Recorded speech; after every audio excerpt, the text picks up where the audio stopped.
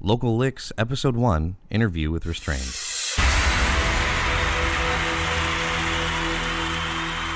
You wanted it, you got it. Here we go.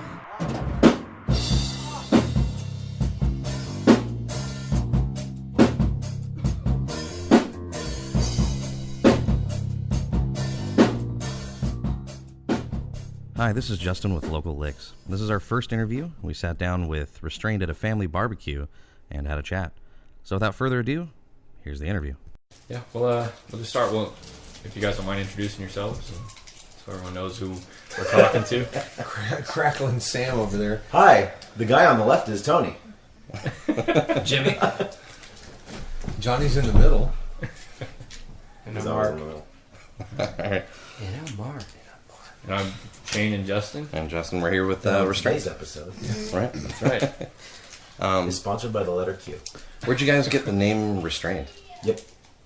Yep, right on. That's where you got it from. The That's a great internet. story. Great story. Goes back to restraining order issued against me. No, that's a much better story than the one. No, it was when we broke Mark out of the nut house. He was restrained. Good. Oh wait, no, it was when Johnny was arrested. I don't know. That would be a Can't far Now, better. let me ask you Just this. kinda- Do you want serious answers or not so serious answers? Hey, whatever you guys All want. the above. There it is. That was the answer. I know Tony's really cooperative. But Extremely. Mhm.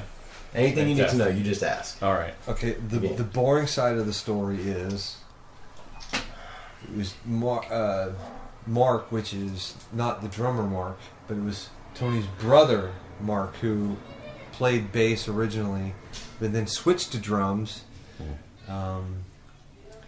And we were trying to come up with a name, and we all had lists of crap, and it got to the point where nobody was responding to anybody else. Right.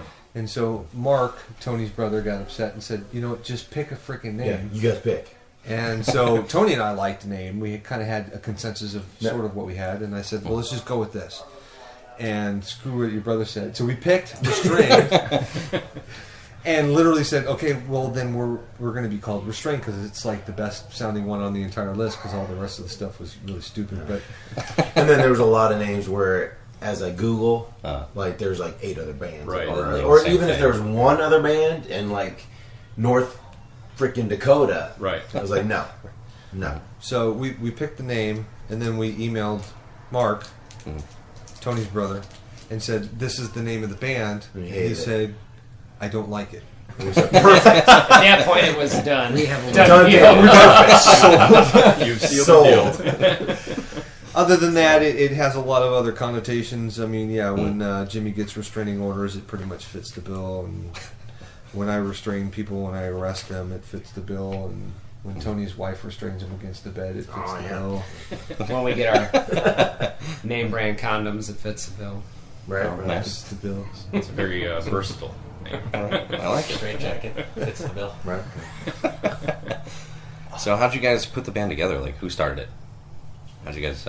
It was me, Johnny, and my brother originally. Okay. Johnny and Mark used to work together. Mark, my brother. Okay. We'll just refer to him as brother from now on. They used to work together, and then brother helped Johnny write a couple tunes, and he let me hear it, and I was like, holy crap, what the hell is that? So we just got together and just started kind of jamming some tunes, and we just got along really well. Nice. And there it is. How long ago was that?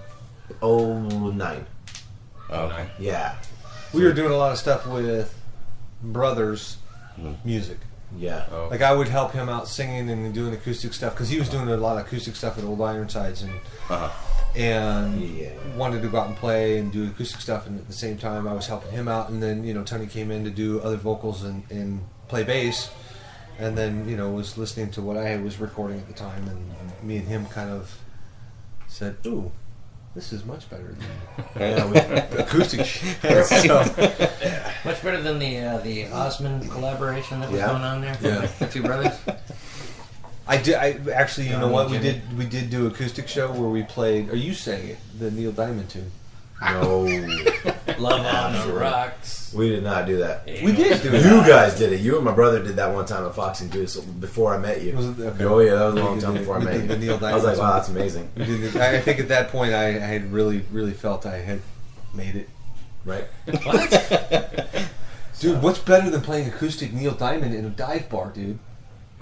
Yeah, name I one mean, thing. I must I have don't had know. my penis sucked like 6 times that night. Really? Yeah. Well, By the what could same be better? dude. You could, yeah, you could be playing ukulele at the Boxing Donkey. You know, I mean, that could be a little Donkey! Boxing donkey. It's a real bar. So what would you guys describe your style? Yes. Good. Right. Nice. Yes. All right. How would we, Tony's standard answer. I would- Jimmy Mark? Yes. No, I would no. describe it as now it goes to 11. Utter crap. Melodic hard rock. I would say melodic hard rock. It's 9 Okay. times Hard rock. louder than most of Okay. the other. It was bands out suggested 80s modern by somebody. Right. Some people say that 80s too. modern It's like rock. modern style music, but the 80s flair as far Right. as the vocals go. Right. Yeah. Yeah. there. I think melody is very prevalent in the songs, and Right. you walk away. They're so simplistic that you walk away humming them, and Absolutely. we don't want to My reinvent ass, the It takes a wheel. long time to write that shit. Well, simplistic and you know, I mean, people can process it, right? Right. There's so many It's complicated. memorable. It Yeah, stays. memorable. Right, Yeah. exactly. Yes. There's definitely some great moments, and not all of it sounds the same. So, you know, there's if you were to go out there, and this is what I heard from people even from radio, that they said, you know what I like about your band? You don't sound like anybody else. Right. You're very unique. You have your own sound. So, Right. it's best Yeah, it's compliment I think you definitely can get. restrained when Right, it comes yeah. on. Or, Nice. You know, yeah, it's Yeah. definitely. That's good. Yeah. Well, You could pick them out, definitely. take that. So where would you guys say you gathered your influences from as musicians, like as a band? Where would man, you? we're all over the place. I'd say maybe each pick 2 or something. 'Cause, Yeah. Seriously. Right. Start with Mark, because I know he's like vastly different than what we. What do you bring to the style of your drum, Mark? I'm going to guess he's going to name 2 bands nobody's ever heard of. Go. Rush. No, who's that? No, Yeah, who's Rush? Well, I wasn't expecting that. Neil Peart, huge Yeah. for me. Yeah. And Isn't he Peart now? Huh? Isn't he Neil Peart now? Peart, you know. It's always been. So, there's a lot of good drummers out there, but I, like the last few years before I joined up, I was playing like more melodic, progressive death metal type stuff. So it was a lot more aggressive stuff, and that's just what I got into for a good 5-6 years. And so I like a lot of bands like Soilwork and Opeth, and yeah, I love Dream Theater, Rush. I mean, anything that's progressive is what I have a tendency to gravitate towards, and I'm always pushing to go heavier in the band. So hopefully we can, Who's the other influence, though? what other influences? The Beatles, of course, the Beatles. Ringo? No. Anyways, Johnny? Well, I mean, I'm old enough to have grown up in the Judas Priest, Dokken, Van Halen, Well, of course. long hair. You wouldn't have guessed by looking at me, but that the '80s metal, melodic hard rock kind of stuff back in that day. That was when I went through high school. I was pretty much a diehard, AC/DC, Van Halen, your typical everybody loves kind of stuff. Maiden. Yeah, I mean, it goes to say, Queensryche, I got, a little bit of Big French time. for me, but, they were melodic, so I got, into them quite a bit, and then I liked some of the stranger stuff when I was in college or high school, because I had a lot of friends that, had a big genre, and growing up in the Bay Area, you go to one club, you see one thing, you go to the next club to, have a different beer, Right. completely Right. different style. Totally different. So, you're talking like LSD back in the day, some local bands, and then now, when I moved up to Sacramento, my taste turned to very heavy, hard. We're talking Black Label Society. I get more back into Black Sabbath, which. So that's why the band's very melodic, but at the same time has to have the heavy guitars because I'm in love with that kind of in-your-face chunk. Let's just rip the shit off the walls kind of music. Definitely. Mine's a little bit more simplistic, man. I'm a Kiss fan from way back. I like Gene Simmons, and that's what childhood hero, what kid didn't like Kiss? There have a Kiss T-shirt when you were going to grade school, right, or even high school, or So I like Gene Simmons. Because I always thought he was a great entertainer, and then I like Nikki Sixx as far as stage presence, and he's got attitude, and and I'm gonna be different and throw a third one in here because I like Geezer Butler because he always played with kind of like he always knew it was Black Sabbath or even Ozzy when he was playing with him. So those are my guys. Well. Yep. Yeah, right. No, very much like Johnny. I was pretty much into all the '80s metal bands. Dokken was always my favorite one. Mm-hmm. One of the early favorites, of course, was Kiss, for different reasons. And more recently, again, also kind of like Johnny. I think this is maybe why we got along so well. Is our influences are very similar. Black Label. I mean, just the riffage that Zach comes up with and just the meatiness of that music is just bananas. Definitely. So I think the fact that we both like that style of guitar-driven music and we still like all that high melodic singing on top of it is kind of what happened and how our sound kind of came about. Yeah. But then to have all the different influences like his heaviness and then, Jimmy's kind of in the same vein as us, but you know what I mean? But still. Yeah. Right. So we kind of draw from, I would say, all of those areas. Real similar. Mm-hmm. Yeah. Definitely hear that in your guys' music. Yeah. It comes through. You can feel those influences in your guys' music for sure. So you guys are getting ready to do a CD release. How's that been going? Getting that recorded? The recording process is a nightmare. I don't care who you talk to.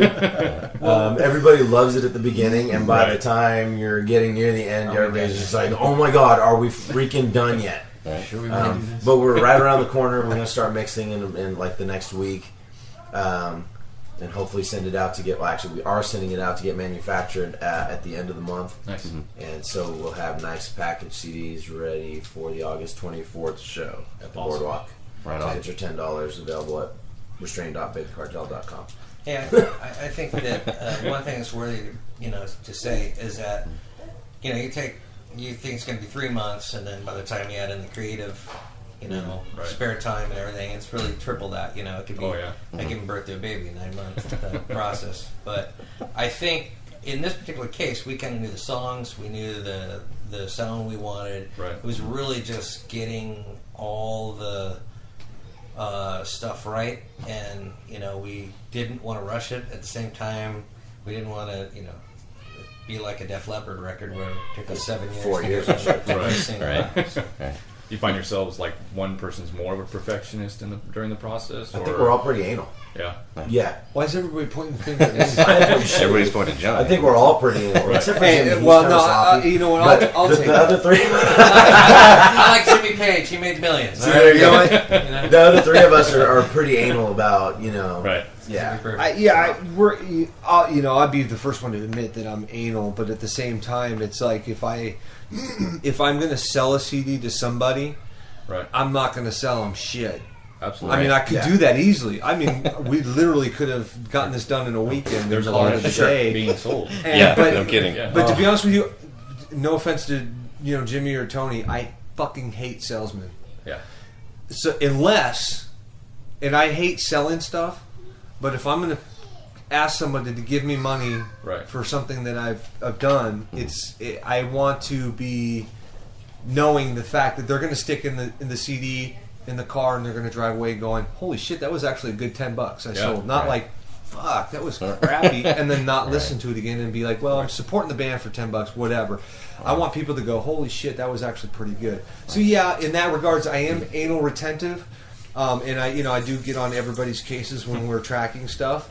And obviously it was a learning experience for some of the other guys coming in when I'm recording stuff, and I do sound kind of like an ass sometimes. Let's do the come on, do it again. Again. Well, that's the quality filter. Again. That's the quality filter. But at the same time, I think it's probably one of the best learning experiences that I had versus with everybody else in the band. Yeah. Because when the next CD comes out, and we do it actually in a professional studio, and we don't have to do it here because we're not doing that anymore, is that we will now know exactly what everybody expects and how everybody works. So I think the next one will be 10 times better because we will already know our nuances and all that kind of stuff. So it's a great learning experience because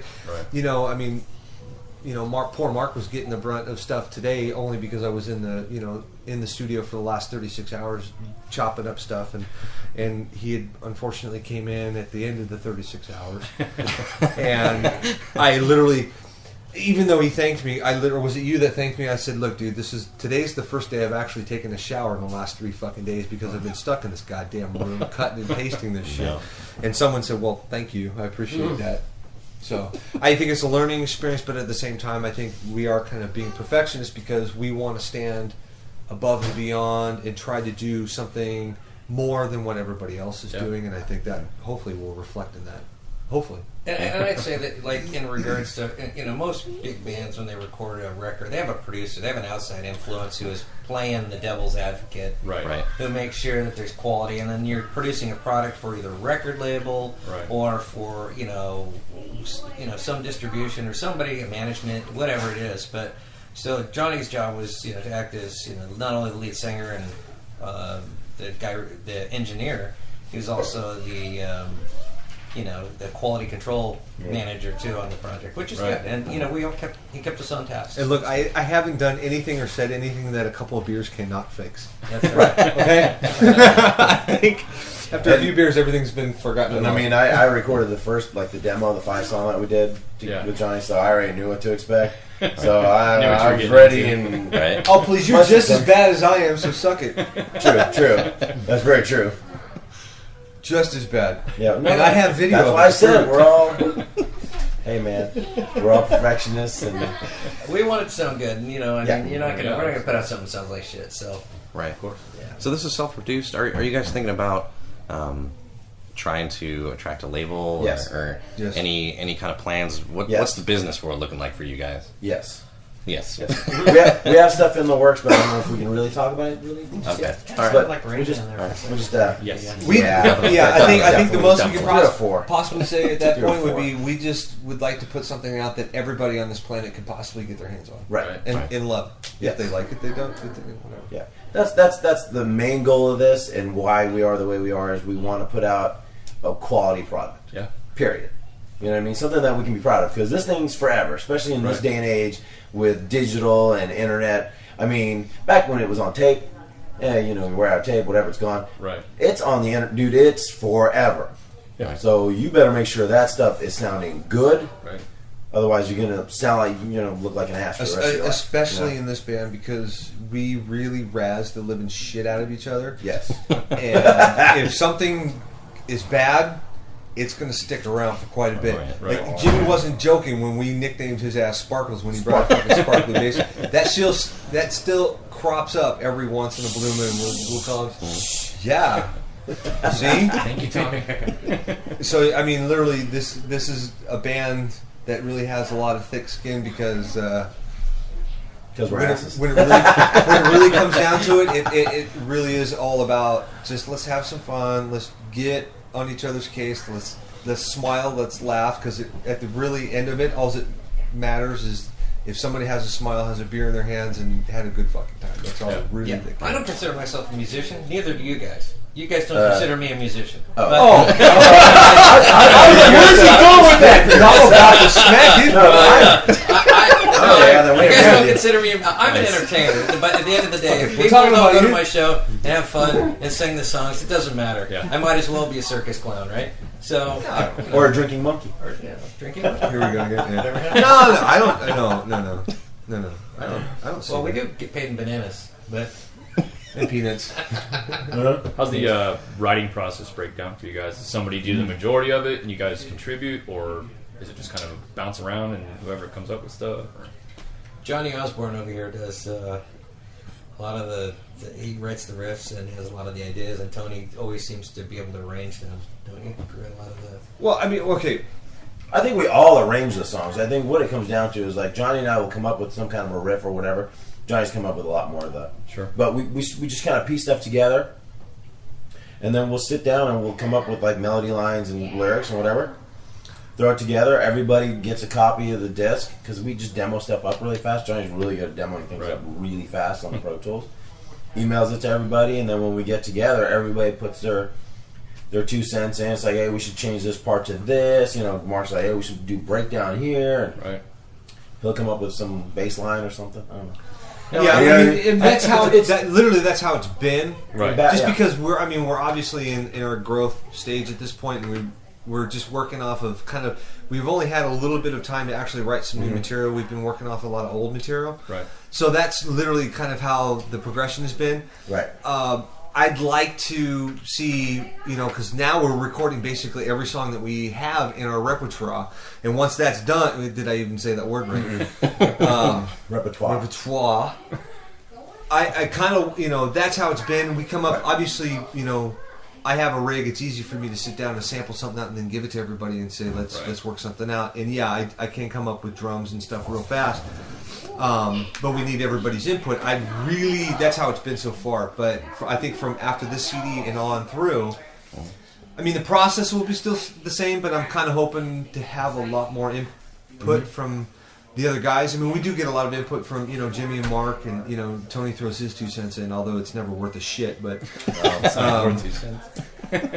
I really am looking forward to seeing what is going to be written down the road after this CD's done. We don't have to worry about that stuff anymore, and then we can kind of see. So I mean, it's been that way, but hopefully it'll be a morphing process. So what do we got? Like five new songs on this CD?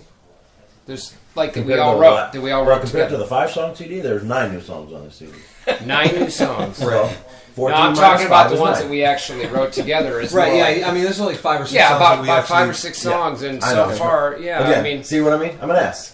check back in about a year, and I mean, we'll start doing more stuff as a unit. Yeah, exactly. More stuff as a band. I can already see the progression. Mm-hmm. The stuff that I had written in the past, and then this was one way, and then it kind of morphed into something when Tony and I got together. It kind of morphed into something like the stuff that I written had before with like No Sorrow, Show Me, The Chase, and then you get into Walk Through the Fire, Some Will Be Saved, where Tony had a lot of influence in that. Right. And that's kind of the middle of the road, and then all of a sudden you get Mark's influence, and now we're doing Breaking Down, Denying the Demons. Yeah. It's like gone from are there any kids involved? From Pussy, not so much, to like, okay, let's snap the dicks off and throw them against the wall. It's like the progression, so I can't wait. What are you going to do? I'm assuming everybody's on board for going heavier, so Well, if there's as long as it's commercial, right? As long as it's commercial. That was my influence. Okay. There's no influence. That was one rule that they had. I can't write no girl, TNA songs. Well, we can do a TNA song as long as the TNA song has to do with like strangling or murdering the. Okay, I like where this is going. He's getting excited now. Tuesday night. Yeah, we literally don't write songs about love and drinking. Right. We write songs about. But on the next record, Leave that to winner, right? I think we're still. next record I think we're is gonna still be a concept morphing. album. We're more Right. Yeah. I think there's still. I think there's still a lot of room for. I think we're going to change. I mean, at least that's my thought. Is that we're going to keep the best aspects of what we have now wrong. going forward. Totally wrong. I think that was a loaded question. Yeah. No. Obviously, we're going to continue to progress. We're going to continue. Yeah. You're You're going going to to keep wanting to do it anyways. Yeah. You've got to just keep it fresh. change, Yeah, we're going to keep it fresh and heavy. Yeah. We're all looking for a spark in each new song, and if Yeah. if it doesn't happen, we move on to the next idea. Yeah. It's very simple. I think we're always going to stay commercially viable, and yet we're going to try to like push the boundaries. Getting a little heavier. Yeah. It can At least happen. in my mind, that's what's going to happen. Sounds about right. I'd say that sounds about right. I want to experiment with new instruments like the kazoo. And Well, kazoo, the tambourine. I have been taking spoons lessons. FYI, we do get track off quite a bit. That's fine. Right. But yeah. So, Off track off. so you guys are now back at spot number 4 on Reverb Nation. Yeah. And you guys are paired with bands, some pretty heavy hitters like Papa Roach, Tesla, and Overwatch. What do you guys think about that? Do you think you fit in that category? Or Do you want the honest answer about that? yeah? Reverb Nation's charts really don't mean anything. You don't think that? No, because it tracks so much. What it really tracks is your activity on the internet, Right. versus how well you're doing as a band. Granted, Right. Tesla, Papa Roach are up there, and yeah, but they have a lot of fan base, so there's a lot of interaction with fans. Right. And that's really what it comes down to. So basically what they're saying is how well you're interacting with the people who are listening to music, basically. Right. So, yeah, it's cool to be at number 4. So Well, would you yeah, say in that that- aspect. it takes a lot of work to get up there. right. Would So you still just- think that that's a good grouping? Like it's Right. Yeah. I think so. As Yeah, far as for the sure. band's concerned, the music, whatever, I think we're number 4 because Tony interacts with the people a lot. I mean, Tony's basically the face of the band. And he spends a lot of time out talking, communicating, making friends, and doing that stuff. So the number 4 is definitely warranted, I think, because we do have a lot of interaction. Right. And that was pretty much a lot of the basis of the band and why the band has been so successful is because I think we get out and we talk to people, we support other bands. It's not all about us. It's about the scene. It's about other bands. I mean, Mark's got a lot of other friends in other bands that, Tony and I didn't know we've become friends with. Serpent Seraph's a big one. And we meet all these other bands and we go out and support them. And that's what helps support us. And it's kind of like a big network and all that kind of stuff. Right. And I think that's what the number 4 represents more is that we have a for lack of a better word, social game. Is we have a better social game than others. Right, sure. But we also want people to know that it's not necessarily all about the music. It's about having a good time. I know Jimmy's going to love this answer. Having about a good time, coming out to a show, meeting people or seeing people that you haven't seen in a while, and having a good time, and drinking, partying, and maybe listening to a couple of good tunes here and there, and supporting other people because it is a big network, and we're just a small little kind of pinhead in the Sacramento area. And We'd like to be a bigger pinhead. You're a pretty big fan. a huge pinhead. Mark lobs them up, and I just It's hard to resist. Like I said, thick skin. But I think it's all about people you meet. And people we can help out, and other people can help us out. It's like a big network and all that kind of stuff. So, honestly, we wouldn't be where we are right now, which really we're just in Johnny's living room.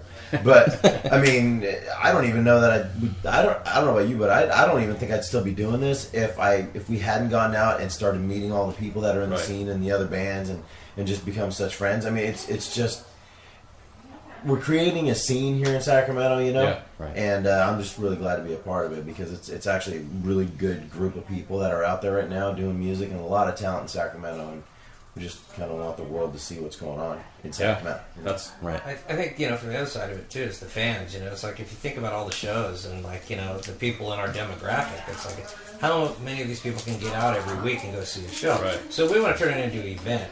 When you come out to see our show, we want to interact with the crowd. We want to drink with the crowd. If you're not singing or enjoying what's going on, it's probably a show you won't come back and see again. So we try and get everybody into it in a lot of accessible songs, and then turn it into an opportunity to party with your friends. So when they do come see us, they want to do it again. right. So speaking of the Sacramento music scene, since you guys have been playing in the area, have you seen it change for the better, for the worse? Not really at all. I think Jimmy will probably be the best gauge of that because he's been involved in the Sacramento scene since he was like 3 years old. I think so. Yeah, I started playing bars here when I was like Back in 15. 1912. When I was 15, 1912, and there was actually a great scene here. There's a huge scene. The Oasis. Tesla was, city kid back then. Shire Road. Back when Jimmy was playing, it wasn't Old Ironsides, it was just Ironsides. Just Ironsides. It was the new Ironsides. I got my senior discount at Denny's still, so that's all good. But no, I mean the industry is it went through in the '90s were really hard in Sacramento. There's no real scene, radio, no radio support, and then with corporate coming in taking over the radio.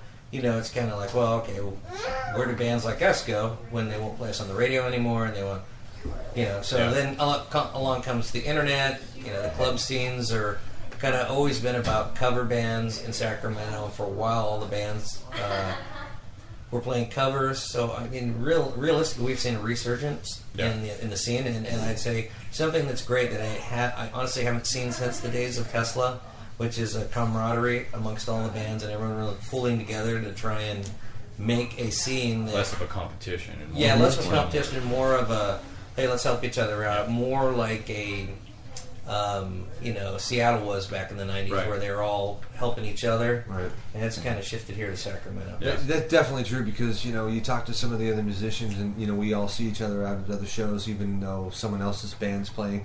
The other bands that aren't playing are there to hang out and talk. And, talking to a couple of guys, especially like, I was talking to Scooby from Serpent Seraph that, he was, both of us were saying, God, it's awesome how, like, we're all just hanging out. We're all friends now because we met each other, and the focus is now on all the bands coming together, supporting each other, and being something bigger than the actual band, individual band itself. And it's like now everybody outside of the scene locally are looking at us going, ooh, okay, what the hell is going on down here? What the fuck are these guys doing? Yeah. And we're just hanging out having a good time. But usually, when you get into Nashville, that's what's happened in Nashville. Everybody goes out and has a good time in Nashville. Seattle happened the same thing. LA was the same thing. Yeah. And so it's kind of like, well, hopefully we're, kickstarting or helping kickstart something around here. You guys think the industry is paying a little more attention here now? Or starting? Not yet. I'd say they're starting to. We just had 2 locals get signed out of Sacramento in the past 3 months. At least 2 that I know of. Right. Maybe there's more, but two of my friends' Sacramento's bands have gotten picked up. Big bands over the years. Really successful. What they say in Sacramento is if you can sell a record here, you can sell a record anywhere, because this has been a test market and traditionally somewhat fickle audience. Right. Picky. LA, the biggest, the Mecca, LA and New York. Meccas of music. They given Sacramento dubbed it the cow town. Part of the reason is that if they bring products here to test market is because if you can sell it here, you will sell it anywhere. So, and I think the whole scene is picking up some steam right now. So buy our CD. Plug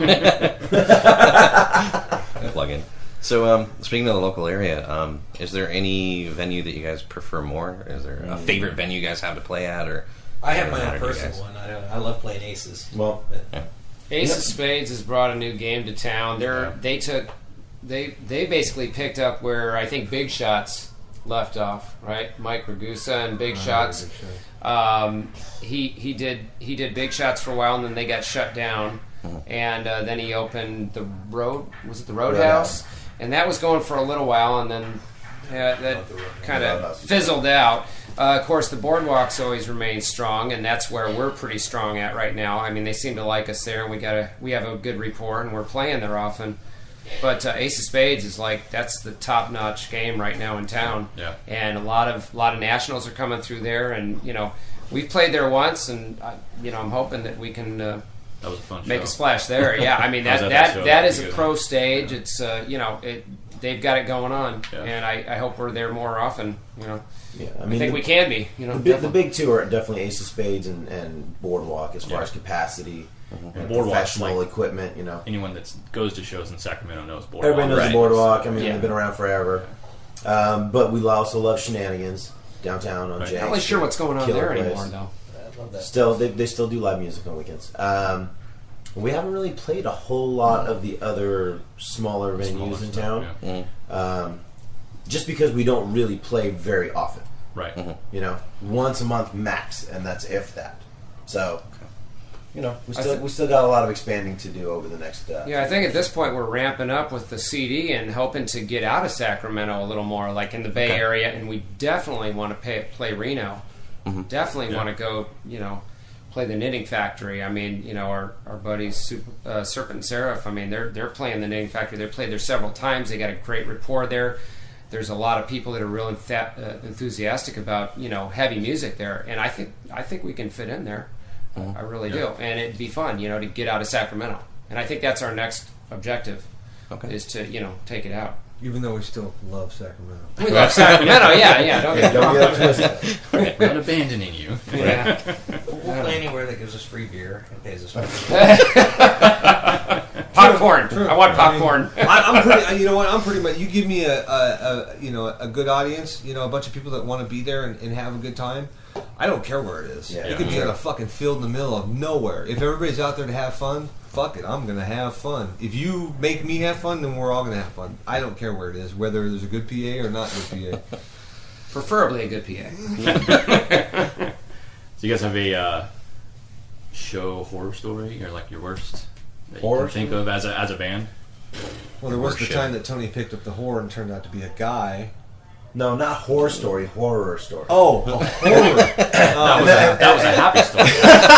And for the record, that was Jimmy. Not the whore, but that happened. Well, wait a minute. Jimmy Osmond. Hold on a second. It's just- I don't know if we really had like a really bad show. I mean, we've had the mishaps, like at the last show that we Right. played at the Boardwalk. My rig, for some reason, decided not to work. I tested it. Everything was working. I go to the bathroom, I come back, it's not working. For no reason. Sabotage. And then, when we get everything back here, we're just fine. Right.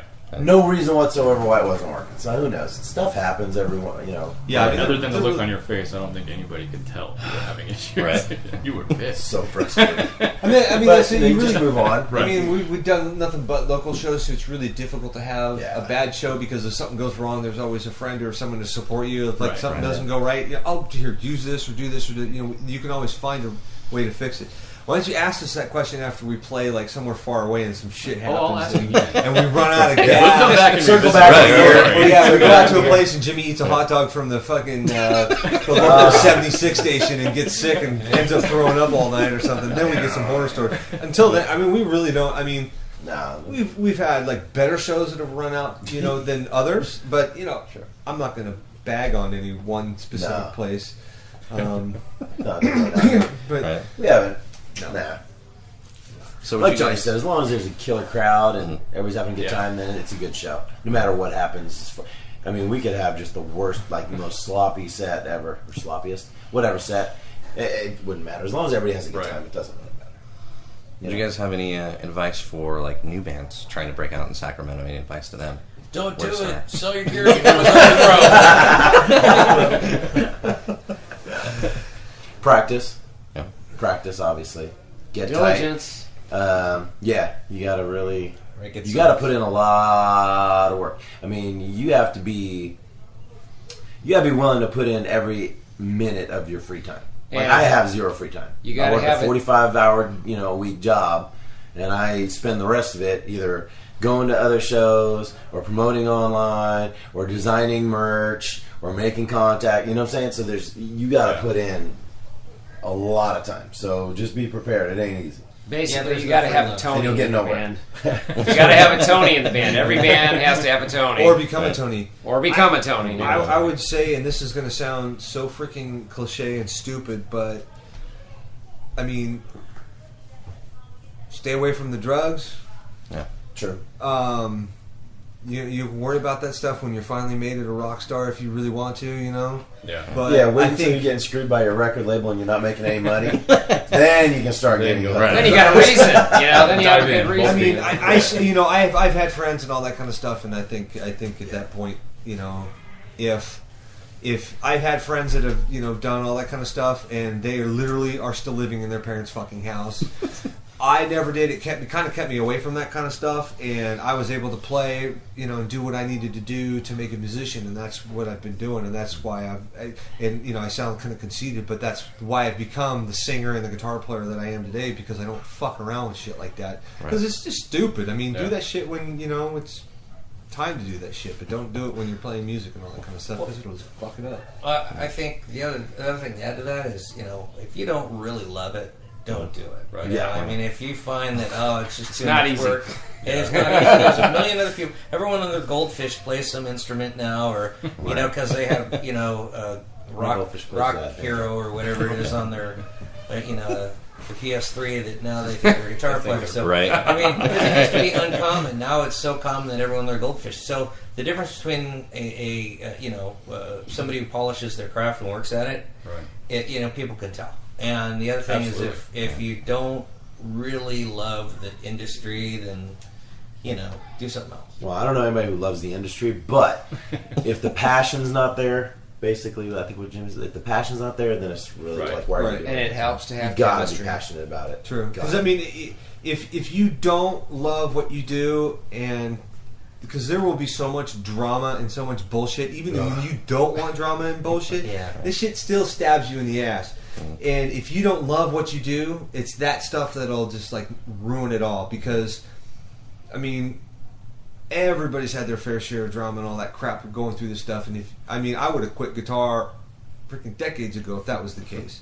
But I love playing it so much that that is above and beyond from what any of the other bullshit that kind of comes around and bites you in the ass at that time.